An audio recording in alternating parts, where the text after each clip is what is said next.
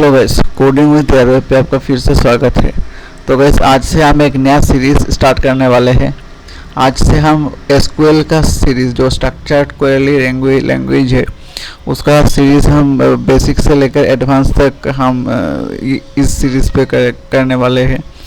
तो आज से हम देखेंगे कि एसक्यूएल का जो मीन्स क्वेरीज है उसको हम कैसे हम डाटाबेस को बनाते हैं, कैसे हम उस पर क्वेरी करते हैं, कैसे हम इसको इंसर्ट करते हैं, सब कुछ देखेंगे। और छोटा सा इंट्रोडक्शन मैं डीबीएमएस का भी दूंगा, उतना ज़्यादा डीप नहीं जाऊंगा, जस्ट एक इंट्रोडक्शन होगा डीबीएमएस का छोटा सा। और फिर एसक्यूएल का क्वेरी, मेनली यहाँ पर एसक्यूएल का क्वेरी ही मीन्स दिखाऊंगा। तो चलते हैं। तो वीडियो स्टार्ट करने से पहले गाइस एक रिक्वेस्ट है आप सभी से कि यदि मेरे चैनल को अभी तक आपने सब्सक्राइब नहीं किया तो प्लीज़ उसे सब्सक्राइब कर दीजिएगा और वीडियो को लाइक और शेयर ज़रूर कीजिएगा, ठीक है। तो उसके साथ चलते हैं हमारे सीरीज़ का, इस न्यू सीरीज़ का पहला वीडियो, पार्ट 1 वीडियो हम स्टार्ट करते हैं। तो गाइस, पहले हम देखते हैं कि डाटाबेस क्या होता है। एसक्यूएल करने के लिए हमको डाटाबेस की ज़रूरत होती है। तो डाटाबेस एक्चुअल में है क्या? तो database is a collection of data stored in digital format. मतलब कि हम सपोज मान लीजिए कि एक आदमी है, एक्स। तो एक्स का जो हमारा डाटा होगा, जैसे कि नेम, ईमेल, कॉन्टैक्ट, उसका एड्रेस, ये सब होता है डेटा। तो उसका डेटा हम जब कलेक्शन करते हैं, मीन्स सिर्फ एक ही पर्सन का है, फिर हम दूसरे कोई और पर्सन का भी हम डाटा लेंगे। तो ये सब डाटा को जब हम कलेक्ट करके एक जगह स्टोर करते हैं, उसको हम डाटाबेस कहते हैं। मतलब कि डिजिटली स्टोर करते हैं, उसको हम डाटाबेस कहते हैं, ठीक है। और नेक्स्ट है आपका डीबीएमएस। डीबीएमएस क्या है कि एक सॉफ्टवेयर सिस्टम है जो डाटाबेस को मेंटेन करता है, ठीक है। जहाँ पर हम क्वेरीज कर सकते हैं, जैसे कि स्टोर करना, रिट्राइव करना, अपडेट करना, मीन्स और बहुत सारे जितना भी क्वेरीज है उसको मीन्स देखना, ठीक है। तो अब डीबीएमएस के कितने प्रकार के हैं? 2 प्रकार के हैं डीबीएमएस। एक है आपका एसक्यूएल, एक है आपका नो एसक्यूएल। तो एसक्यूएल का मतलब है कि स्ट्रक्चर्ड क्वेरी लैंग्वेज, मतलब कि सिंपल इंग्लिश में हम उसको समझ सकते हैं, सिंपल इंग्लिश है। और वो टेबुलर फॉर्मेट पे है। मैं आपको समझाऊंगा कि ये कैसा होता है। ये टेबुलर फॉर्मेट पे है। तो और एक है आपका नो एसक्यूएल। यहाँ पर नो एसक्यूएल का कोई मतलब सीरीज नहीं है, तो नो एसक्यूएल के बारे में हम नहीं पढ़ेंगे। बाद में देखूंगा कि नो एसक्यूएल के लिए हम एक और सीरीज हम लाएंगे। तो आज हम यहाँ से एसक्यूएल हम देखेंगे। और एसक्यूएल को हम दूसरी वर्ड्स पे हम आरडीबीएमएस भी बोल सकते हैं, मतलब कि रिलेशनल डाटाबेस मैनेजमेंट सिस्टम, ठीक है। मतलब कि हम रिलेट कर सकते हैं, टेबल्स को हम रिलेट कर सकते हैं। मैंने पहले आपको बोला था कि डाटाबेस पे जो हम एसक्यूएल है, टेबल से हम एक क्वेरीज कर सकते हैं। तो वो मीन्स बहुत सारे हमारा टेबल होगा, तो उस टेबल को हम रिलेट कर सकते हैं। तो इसलिए हमको ये रिलेशनल डाटाबेस मैनेजमेंट सिस्टम भी बोल सकते हैं। तो रिलेशनल डाटाबेस आरडीबीएमएस को करने के लिए हम कुछ सॉफ्टवेयर्स की ज़रूरत होती है। वो है माई एसक्यूएल है, ओरेकल है, पोस्टग्रेस एसक्यूएल है। यहाँ पर माई एसक्यूएल ज़्यादा पॉपुलर है। ज़्यादातर 80% कंपनीज में माई एसक्यूएल की ज़रूरत लगती है। तो माई एसक्यूएल सब लाइट वेट है, मीन्स ईजी है। तो माई एसक्यूएल के लिए सॉफ्टवेयर से आपका जैसे कि आप इंस्टॉल भी कर सकते हो माई एसक्यूएल वर्कबेंच। मैं आपको दिखा रहा हूँ,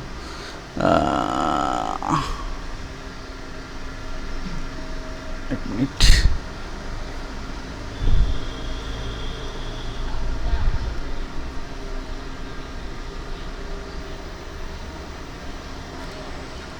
माई एसक्यूएल वर्कबेंच, ये आप भी इसको सकते हो। लेकिन मैं ज़्यादा प्रेफर करता हूँ ज़ैम्प, क्योंकि ज़ैम्प होने से आपका, मैं ज़ैम्प यहाँ पर मैं ओपन कर लेता हूँ। पहले यहाँ पर मैं एपेचे ओपन किया और माई एसक्यूएल ओपन क्योंकि जेम पे ऑलरेडी माइस्क्यूएल इनबिल्ट होता है, ठीक है। और यहाँ पर क्वेरीज करने से मीन्स ज़्यादा इजी होता है मेरे हिसाब से। आप वर्कबेंच भी यूज़ कर सकते हो, कोई बात नहीं, कोई प्रॉब्लम नहीं है, सिमिलर है। लेकिन मैं प्रेफर करूँगा कि ये जेम्प या वैम्प यूज़ करने को, ठीक है।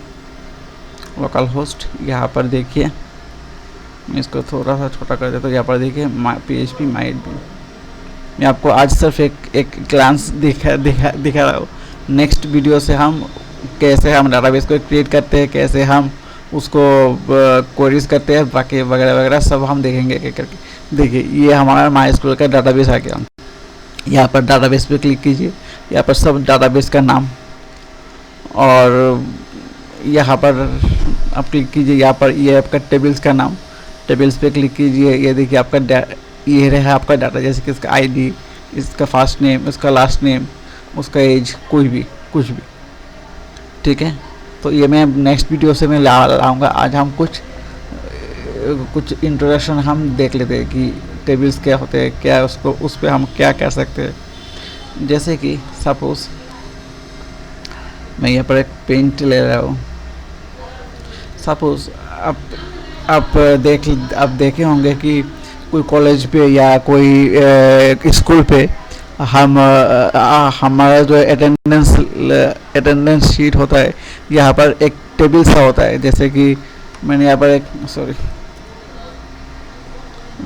पर एक टेबल बना दिया। जैसे यहाँ पर ये आपका कॉलम हो गया। टेबल्स का मतलब है रोज एंड कॉलम्स, रोज कॉलम्स को मिलाकर टेबल होता है, ठीक है। जैसे कि यहाँ पर 3 कॉलम हैं, और ये आपका रोज है।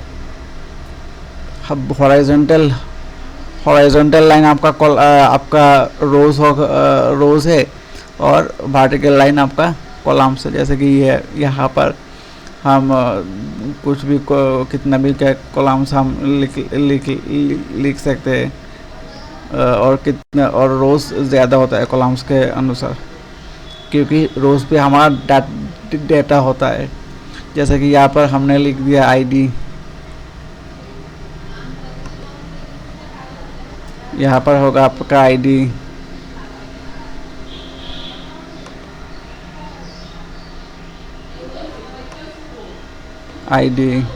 फिर आपका आएगा नेम, शायद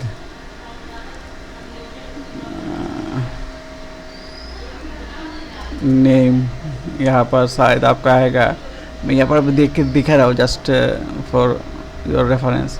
यहाँ पर आपका आएगा सपोज एज, यहाँ पर आपका आएगा सपोज रोल नंबर, कुछ भी। तो ये आपका आ गया यहाँ पर, जैसे कि ID, name, age, roll number. तो यहाँ पर अब ये कॉलम बन गया। ये ID का कॉलम है, ये नेम का कॉलम है, ये एज का कॉलम है, ये रोल नंबर का कॉलम है। सेम इसी टाइप का ही हम डेटाबेस बनाते हैं हमारे कंप्यूटर से सिस्टम पे, डिजिटल फॉर्मेट पे इसी तरीके का ही डेटाबेस क्रिएट होता है, इसी तरीके के ही टेबल क्रिएट होता है, ठीक है। तो हम यहाँ पर हम लिख सकते हैं कि ID नंबर 1, नेम पे भी हम लिख सकते हैं कि सपोज X, एज पे लिख सकते हैं कि सपोज 22, तो थोड़ा सा ऊपर कर दो 22। मैं सर आपको दिखा रहा हूँ, यहाँ पर उतना ध्यान देने की ज़रूरत नहीं है। पर देखिए 23, 2 3 4 5 6, ये आपका रोल नंबर है, ठीक है। मैं आपको थोड़ा सा बड़ा करके दिखा देता हूँ। यहाँ पर बड़ा नहीं होगा क्या? ठीक है, ये बड़ा नहीं होगा, बड़ा नहीं होगा।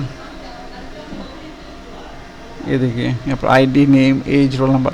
तो ये कॉलम आपका सब ID का होगा, ये कॉलम आपका सिर्फ नेम का होगा, ये कॉलम आपका एज का होगा, ये कॉलम आपका रोल नंबर का होगा, ठीक है। तो इसी तरीके से हम ये टेबल्स बनाते हैं, ठीक है। तो ये हम समझ गए कि हम कैसे तो ये टेबल्स बनाने के लिए तो हमको कुछ डेटाबेस चाहिए। तो डेटाबेस सपोज एक स्कूल आप ले लीजिए, सपोज मान लीजिए कि एक स्कूल एक पूरा एक डाटाबेस है, ठीक है।